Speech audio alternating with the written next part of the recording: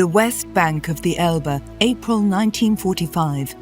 At Schörneck, south of Magdeburg, engineers have built a temporary bridge and named it after America's new president, Harry S. Truman.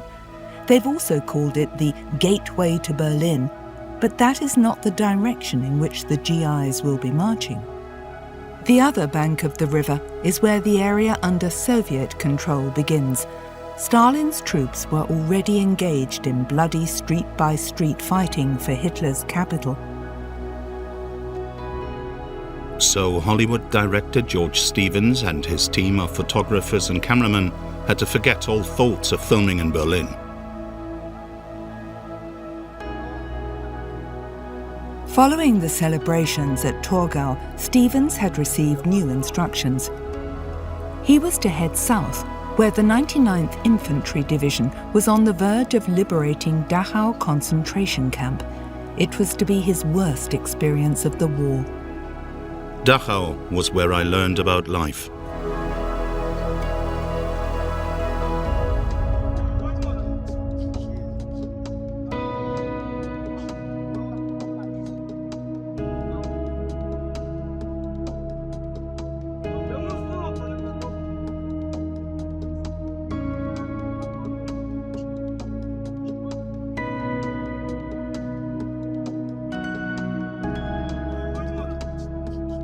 Since D-Day, George Stevens had accompanied American troops halfway across Europe. He had witnessed the liberation of Paris and the defeat of the Wehrmacht. In his equipment, Stevens had 16mm colour material, which lent an oppressive authenticity to the scenes he filmed. As an experienced Hollywood director, Stevens knew the magical effect of pictures all too well.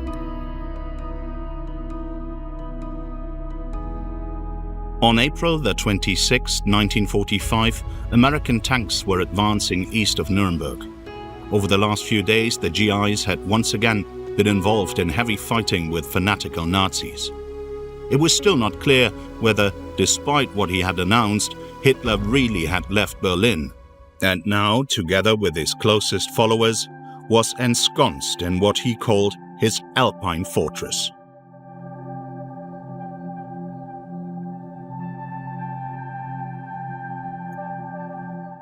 At this time, camera teams with Special Film Project 186 were in action in Nuremberg. They too were using 16mm color film. Their brief was to document the successful story of the US Air Force in the fight against Nazi Germany.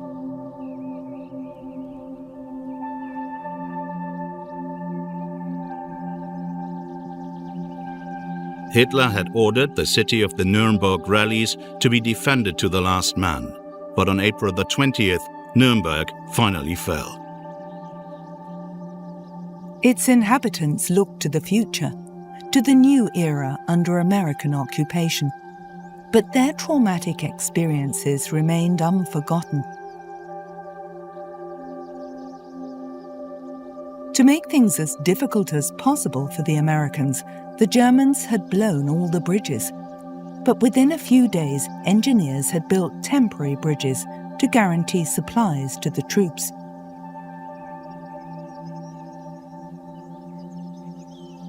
The fighting was fierce, even in the suburbs of Nuremberg. But in the city centre, order had totally collapsed. On April the 12th, 1945, journalist Franz Nadler wrote in his diary, Nuremberg is dead. There is no light and no electricity. There is no gas and virtually no water. There is untold misery, unspeakable hardship. So many people are sick or dying, but there are only few doctors. There are no coffins for the dead, no hearses to collect them. An automatic camera filmed Nuremberg from the air. Allied bombing raids had caused massive destruction. Around 90% of the city lay in ruins. More than 8,000 people had been killed. The many days of urban warfare had made the situation in the city centre even worse. Historic buildings that had been spared over the last few months had now collapsed. April the 26th, 1945. In the shadow of the ancient city wall, a boy in short trousers stands out. Like many other youngsters his age, 12-year-old Friedrich Erhard was searching the rubble for anything of use. He and 4 friends then posed for the US Air Force cameraman. Throughout the city, the victors' rules were announced by microphone. One of the first measures was to impose a curfew from 6 p.m. to 7 a.m. During this time, no one was allowed to set foot outside their home without permission. The military police were ordered to shoot anyone who had no permit or tried to hide or escape.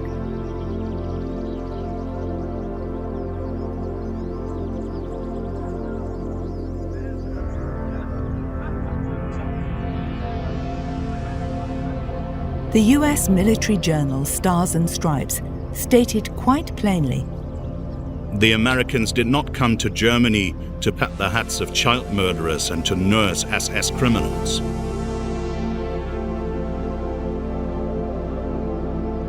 In line with a policy of non-fraternization, GIs were forbidden to have any contact with Germans. Nuremberg's infrastructure had collapsed completely. The daily fight for survival centered on the search for food and water. The Red Cross had set up a water point by the city wall. People formed an orderly line as they waited with their buckets.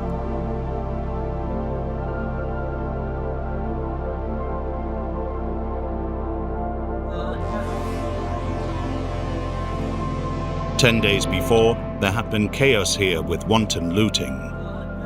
The whole area," Fritz Nadler wrote in his diary, "had become one vast and shoddy store."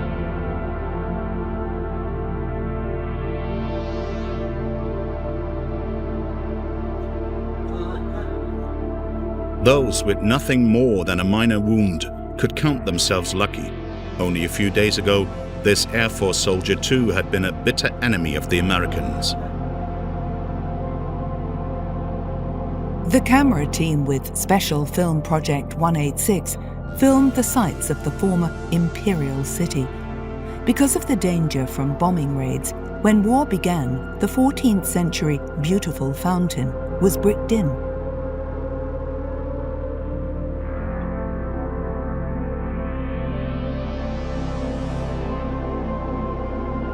On April the 20th, 1945, the Americans had given the Gauleiter, the district leader, an ultimatum.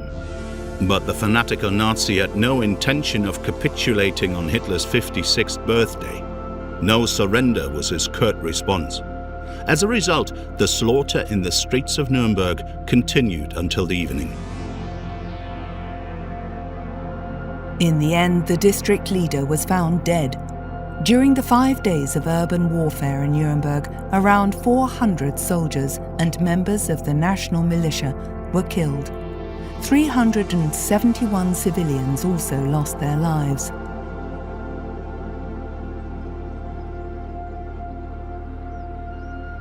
This is how an eyewitness described the desperation during the siege of Nuremberg. In bunkers and cellars, people sat pressed together, pale, sick, passive figures. Totally exhausted, they just stared at the stretchers where a wounded lay.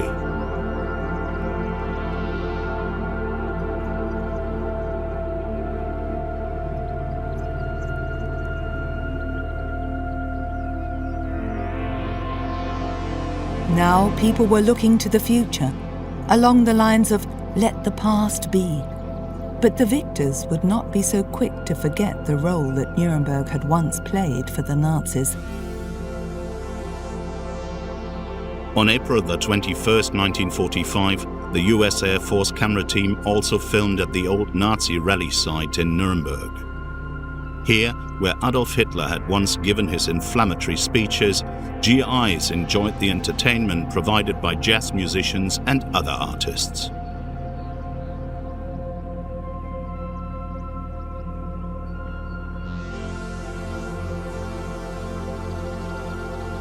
It wouldn't be long before many Germans would also be gripped by this feeling of being alive.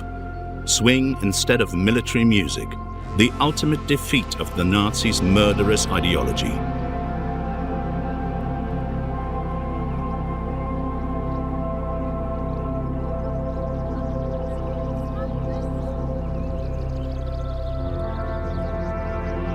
On April the 27th, 1945, a camera team with Special Film Project 186 accompanied a reconnaissance unit on a trip through Franconia. The soldiers were looking for a suitable site for a new airfield for the US Air Force.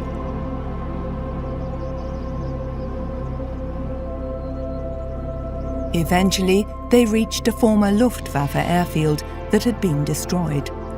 To make the pictures more impressive, the men had set fire to this wreck once again.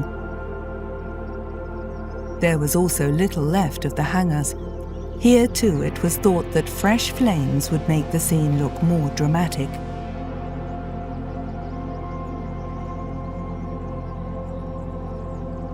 It is not known whether the reconnaissance unit finally chose this location as the site for a new US airfield.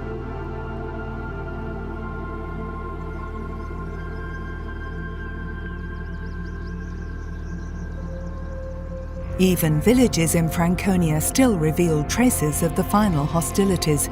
Here, a tank barrier has been cleared away.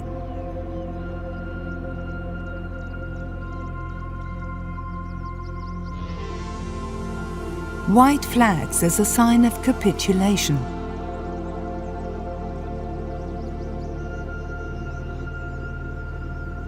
Here, a GI is interrogating Germans who have surrendered. With hardly any Wehrmacht troops still fit for action, old men and children were supposed to defend their villages. A motley crew deployed as a last resort.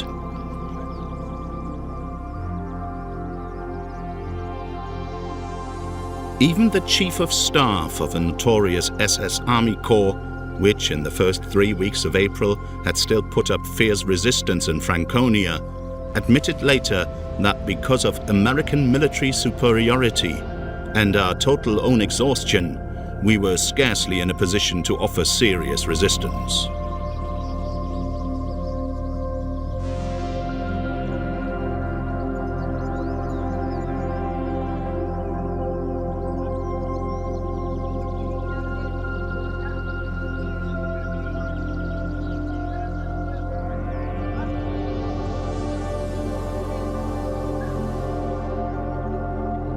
Here, too, German prisoners of war are held in provisional camps with no roof over their heads.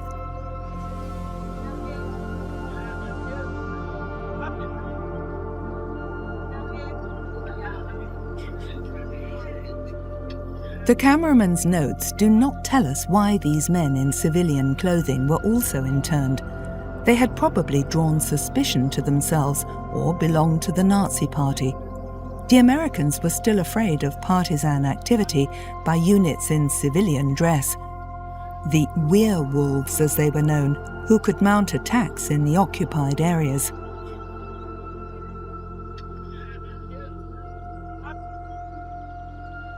Prisoners in uniform had to be treated in line with the Hague Convention. One of its stipulations was that prisoners of war be allowed to write to their families. But in the weeks and months that lay ahead, it would be impossible for the US military authorities to deliver letters in a totally devastated Germany. So for a long time, wives, parents and siblings had no idea whether their husbands, fathers, sons or brothers had survived the war.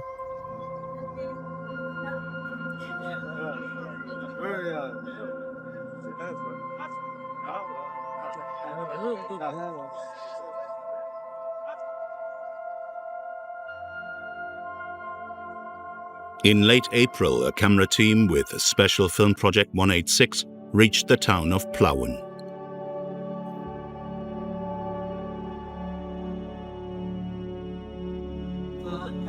Plauen had been a National Socialist stronghold even at an early stage. This is where the precursor of the Hitler Youth movement was founded, the organization which systematically steeped Germany's young generation in hatred and fanatical militarism. An entire generation was exposed to the lunatic ideology of the Nazis, at home, at school, and in youth organizations. Years of brainwashing that could not be expunged from one day to the next.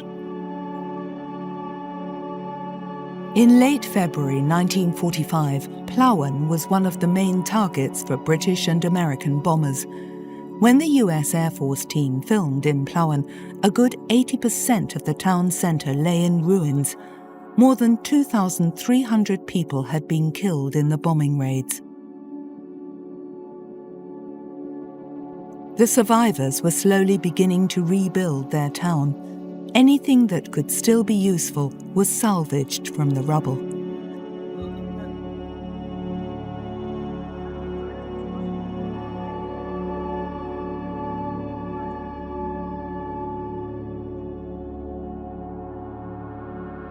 The cameraman took particular care to film the ruins of this building.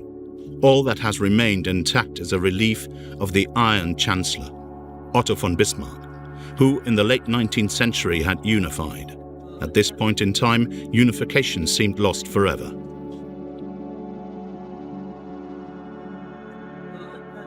The cameraman also took the first ever color pictures of the Rubble Women, as they were known. Women engaged by the American occupying forces to do clearance work. All women between the ages of 15 and 50 had to report for duty. They were paid for their efforts in the form of better food rations. In the midst of all this desolation, a picture was taken which symbolized hopes of a brighter future. It shows an American soldier in Plauen giving a small boy some chocolate.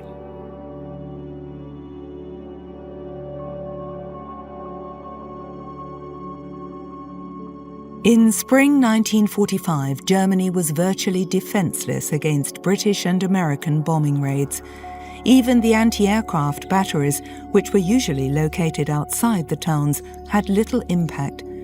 In late April, a US Air Force cameraman filmed a flak emplacement somewhere in a part of Germany that was already occupied.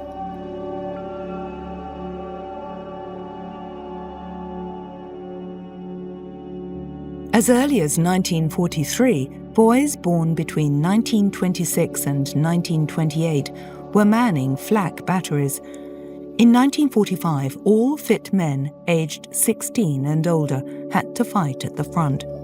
So in the final stages of the war, even 15-year-old children were deployed as Air Force helpers, as they were known. April the 30th, 1945. Here, American M4 Sherman tanks have taken position somewhere in Bavaria and are shelling a village. These pictures, it seems, were staged for the cameraman, because by this time, US forces were encountering hardly any resistance.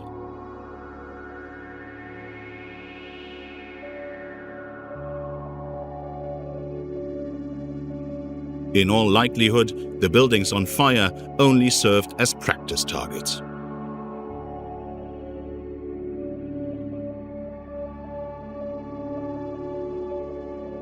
On April the 30th, 1945, Grand Admiral Karl Dönitz learnt that in his last will and testament, Adolf Hitler had appointed him President of the Reich and Commander-in-Chief of the Armed Forces. What Dönitz did not know was that Hitler and his newly wedded wife, Eva Braun, had already committed suicide in the bunker beneath the Reich Chancellery.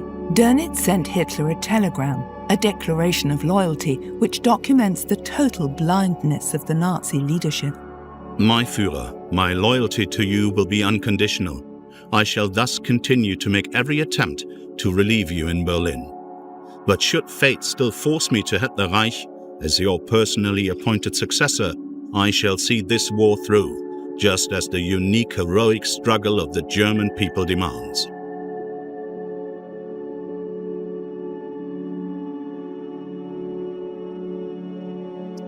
The American tanks could only progress slowly in difficult terrain. Their goal was the so-called Alpine Fortress. General Eisenhower was still afraid that the enemy's political and military leadership had absconded to Upper Bavaria, and was entrenched in the mountains. If the Germans were allowed to establish this fortress, they would possibly force us into a prolonged guerrilla war.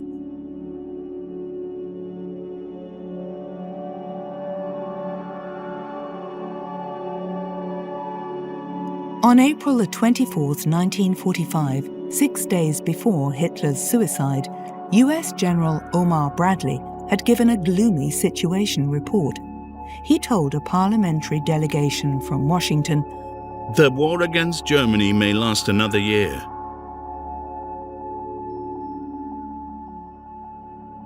Time and again, the GIs had to clear tank barriers built by villagers.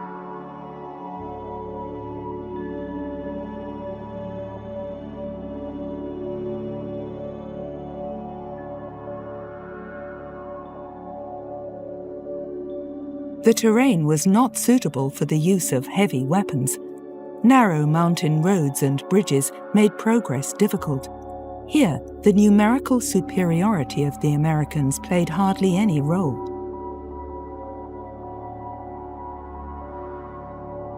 While the Red Army was conquering Berlin in bloody urban warfare, American elite troops were making their way along peaceful mountain roads and through idyllic alpine villages in search of German bunkers and fortifications.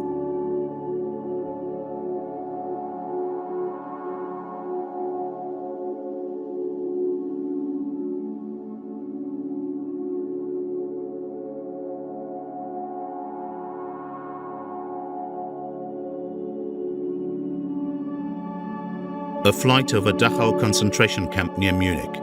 Set up in 1933, it was the first concentration camp on German soil. Here, for 12 long years, inmates were tormented, tortured, and murdered. On April 30th, 1945, George Stevens and his team entered the camp. They found a train full of corpses, victims of the death marches, as they were known. Concentration camp inmates who, on their odysseys through Germany, had starved or frozen to death or been shot.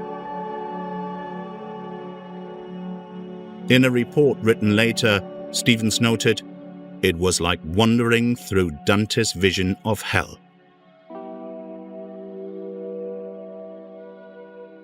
US troops had reached the concentration camp north of Munich the previous day and liberated over 30,000 prisoners. On April 30th, 1945, one of the survivors, Edgar Kupfer-Kobowitz, wrote in his diary, "American soldiers come into the camp to look at us. A group of them were taken to a block. In the washroom lay the corpses of 50 inmates who had died of starvation or exhaustion. When one of the officers saw the bodies, it brought tears to his eyes. It is strange to think that a man who had been in a battle and seen so many corpses, an officer in the middle of a war, should weep at the sight of our dead. But I know that. I know what our dead look like. The sight is so shocking that even the tears of a warrior are understandable."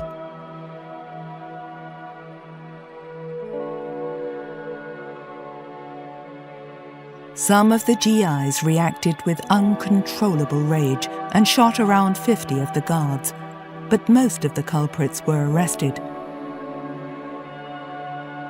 George Stevens' team filmed the SS tormentors, who now claimed that they were nothing more than insignificant underlings who had only been obeying orders. Just how afraid the inmates were is documented by an entry in the diary of Dutch resistance fighter Nico Rost. A day before the camp was liberated, Rost wrote, 6:30 a.m. The SS have raised a white flag. Are the Americans so close?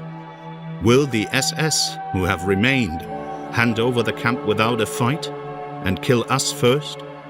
I don't even trust the SS's white flag. Why do they still threaten us with their machine guns? No, the SS will always be the SS until they are destroyed.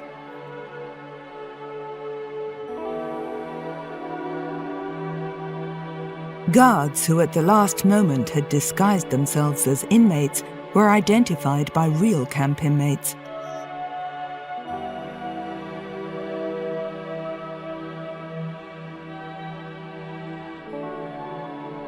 Members of the SS could also be identified by the tattoos on their arms, which indicated their blood group. This man really was an inmate. The number tattooed on his lower arm proves it.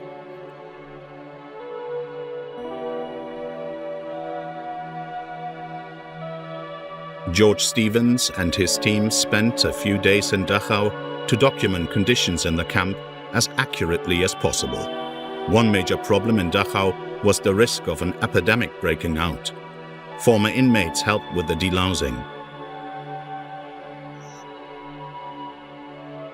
To feed the survivors, the Americans brought bread to Dachau from their army supplies. But even after liberation, many inmates still died as a result of their suffering.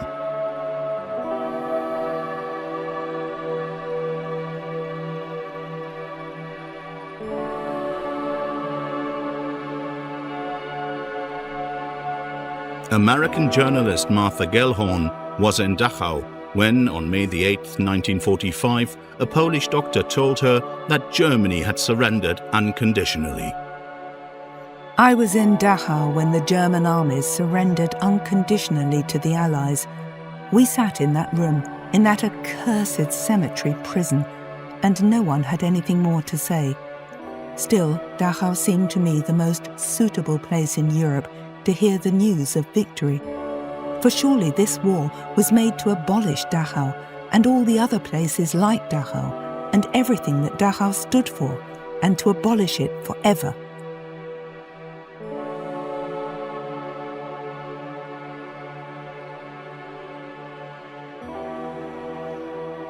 A flight over Munich, the capital of the Nazi movement. Here, the Second World War ended on April 30th, 1945, the day Adolf Hitler committed suicide in Berlin. US troops occupying the Bavarian capital met with little resistance.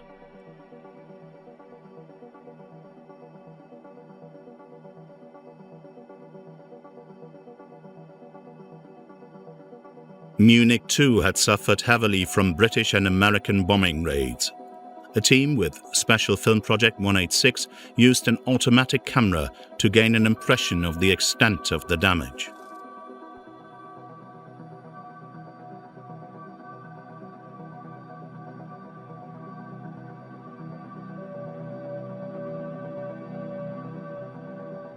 One Air Force cameraman in Munich was interested not so much in living conditions in the city as in its political past.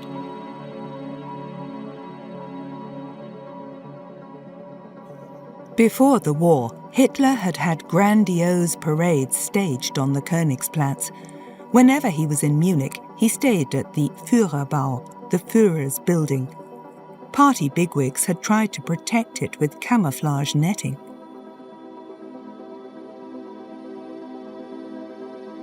The Prince Karl Palais, until 1933, the official residence of Bavarian presidents, was deserted. Under the code name Pheasant Hunt, patriotic forces had called for resistance against the Nazis. But only a few of Munich's citizens reacted. Even with the Americans at the gates of Munich, Hitler's governor of Bavaria also refused to lend his support to the movement, which was brutally crushed. In the end, Munich was taken without a fight. The House of Art, too, was still covered with camouflage netting. It was in the Palace of Justice in 1944 that the members of the White Rose were sentenced to death. Led by Hans Scholl and his sister Sophie, the group had distributed flyers calling on people to renounce the Nazi regime. The Braun House, the Nazi headquarters in Munich, had been totally destroyed in a bombing raid. It was at the Feldherrenhalle, the Field Marshal's Hall, in 1923 that Hitler's attempted putsch failed. On May 2, 1945, the Germans learned that their Führer was dead. He had allegedly fallen in battle. Journalist Ruth Andreas Friedrich wrote in her diary, "Hitler is dead, and we all behave as if it did not concern us. Events had surged over him. The Third Reich has vanished, like some spectre. With the swastikas on his Nazi flags, Herr Hitler, too, has landed on the rubbish dump. Go to hell, Führer and Reich Chancellor. Tempi passati, you don't interest us anymore. In negotiations with the Americans, Munich's Cardinal, Michael Faulhaber, tried to improve living conditions for the city's inhabitants. Looting was still a daily occurrence. But the occupying forces quickly put an end to the chaos. Here too, people were glad that the war was finally over.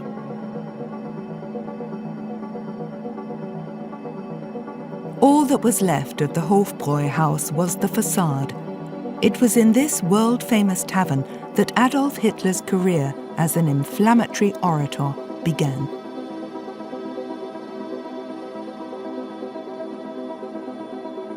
GIs on guard at the Bürgerbräukeller. In November 1923, Hitler proclaimed the National Socialist Revolution here. Now the historic beer hall was being used by the US Army as a canteen. While the cameraman with Special Film Project 186 was filming in Munich, George Stevens also arrived in the city. The Red Cross was using the Maximilianeum as a military hospital. In 1949, Bavaria's democratically elected state parliament would move in here. The Hollywood director and his team recharged their batteries after the strain and stress of the last few weeks. The indescribable pictures of the horror of Dachau were pursuing George Stevens, and he was glad for a change. While people were still dying in the concentration camp north of Munich, in the city itself, its inhabitants were already sunbathing again by the River Isar. Stevens and his team also visited the holy sites of the Nazi regime, like the Braun House, which now lay in ruins, and the Königsplatz, with the Temple of Honor, which housed the ostentatious sarcophagi of those killed in the attempted putsch of 1923.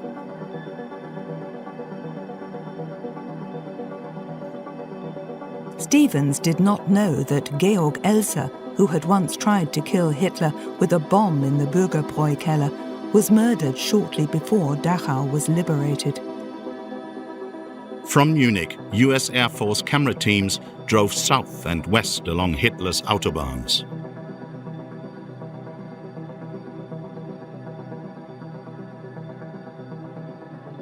Near Augsburg, a cameraman discovered strange-looking aircraft on the edge of the autobahn.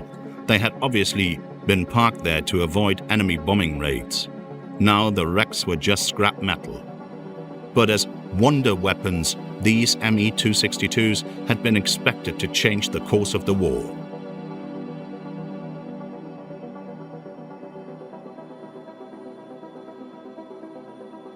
These planes don't actually look like conventional fighter aircraft. They're more like futuristic designs from science fiction films. The Me-262 was the first jet fighter. At the time, it was also the world's fastest aircraft. Here, the jet engines have apparently been dismantled. American special units probably took them somewhere safe for transportation to the United States. Near Augsburg, too, there was a closely guarded production site where slave workers had to build the Me-262. A camera team with Special Film Project 186 has reached Berchtesgaden. On May 4, 1945, the town surrendered to the Americans without a fight.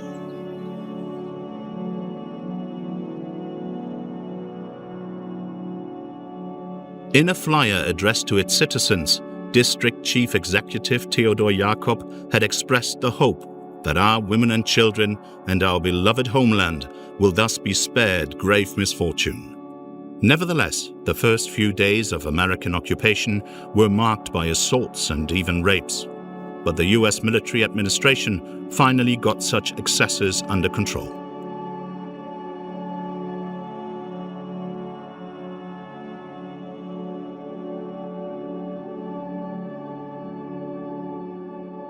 Berchtesgaden wasn't just any town in the Third Reich. Located close by was the Obersalzberg, Hitler's mountain retreat, which was clouded in secrecy. Now the complex was just an expanse of rubble. Because in the early morning of April the 25th, 1945, the restricted zone for the Führer got an unwelcome visit. British bombers devastated the area to prevent it serving the dictator and his entourage as a final retreat.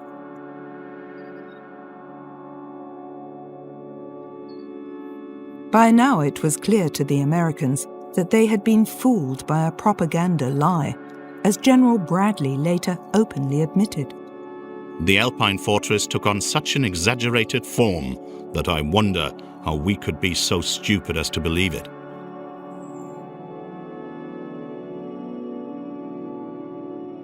At the center of the complex was Hitler's Berghof residence with its huge panorama window. Now it was the attraction for all the GIs. Shortly before the Americans arrived, the good citizens of Berchtesgaden looted not only Hitler's retreat, but also the underground bunkers, which were chock full of foodstuffs. In 1939, a road had been blasted out of the mountainside, especially for the Führer, so that the Kehlstein house could be built on the summit. Because snow was still lying here, the camera team couldn't get right to the top. So the cameraman made do with taking these shots of the locals.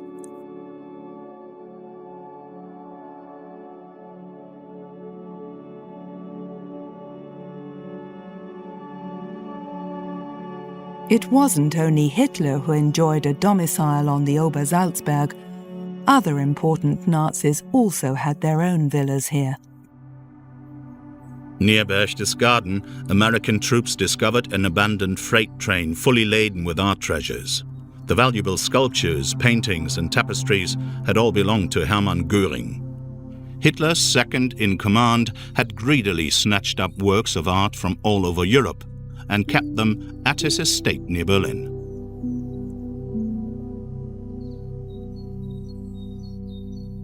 With the Red Army advancing, Marshal of the Reich, Göring, had everything crated up and transported south. But he could no longer take delivery of his art collection because on April the 23rd, 1945, Hitler had removed Göring from all his offices and had him placed under arrest. The stolen works of art were seized by the Americans and later returned to their rightful owners. On May 5, 1945, a camera team with Special Film Project 186 reached Linz. By now, the Wehrmacht had capitulated here too.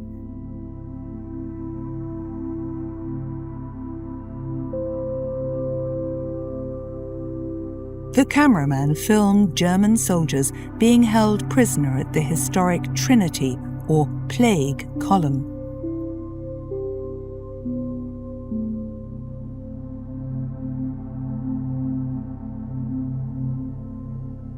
In Linz, too, the spectre of Nazism had vanished as if nothing had ever happened. But German and Austrian soldiers, who for 6 years had enthusiastically followed Hitler on his criminal path, were now bearing the consequences.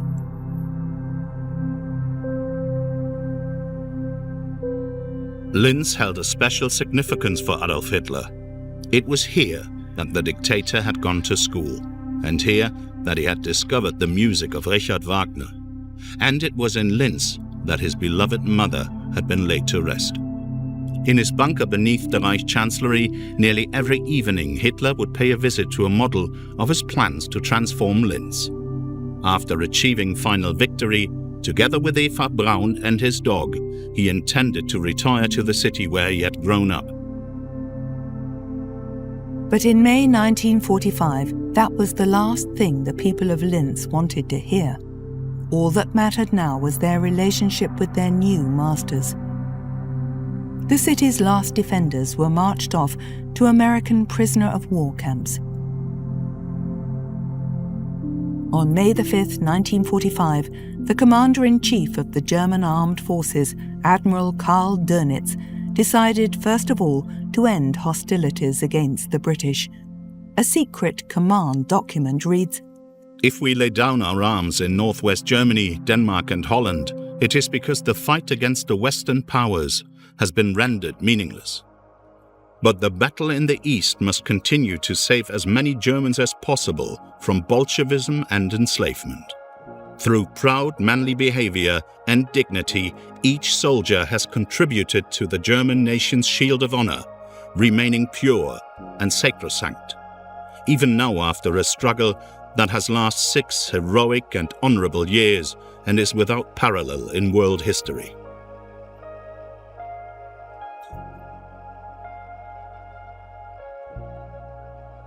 Naturally, no mention was made of the countless crimes which soldiers of the Wehrmacht had committed or been complicit in.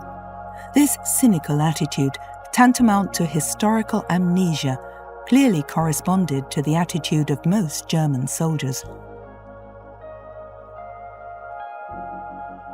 On May the 5th, a German soldier who was supposed to fight against the Red Army near Görlitz wrote in his diary, "In the West, there is already a ceasefire. The end is near. The most bizarre rumors are doing the rounds. They say that the Americans will release our prisoners and rearm them in order to drive the Bolsheviks out of Germany, because our homeland must be liberated. Some of us still hope for a new offensive. But most of the troops want it to end. However, everyone is prepared to fight on immediately if it means joining forces with the Americans against the Russians. Then it will not matter how much longer the war lasts."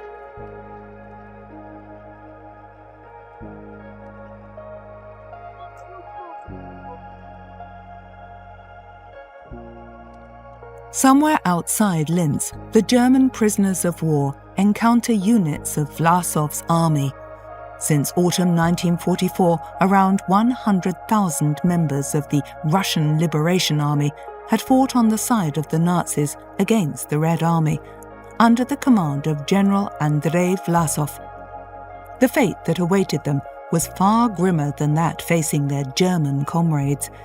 In accordance with the Allied agreements made in Yalta, the Russians were to be handed over to the Soviet Union. Those who were not executed were banished to Siberia for at least 6 years.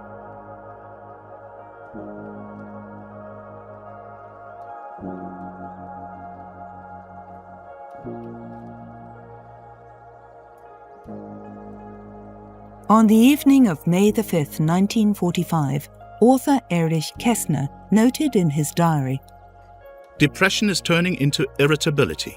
Everyone is making someone else responsible. Everyone is blaming everyone else. And everyone is excluding just one person from this blame, themselves. Why are people irritable? Because they are surprised? But how can they be surprised? Did they actually believe the deception? Did they really confuse the outrageous rhetoric with facts? No one can be that stupid. You can only pretend to be. Now they are pretending to be surprised. In other words, they are playing dumb again. They would rather be thought of as a complete idiot than as a scoundrel."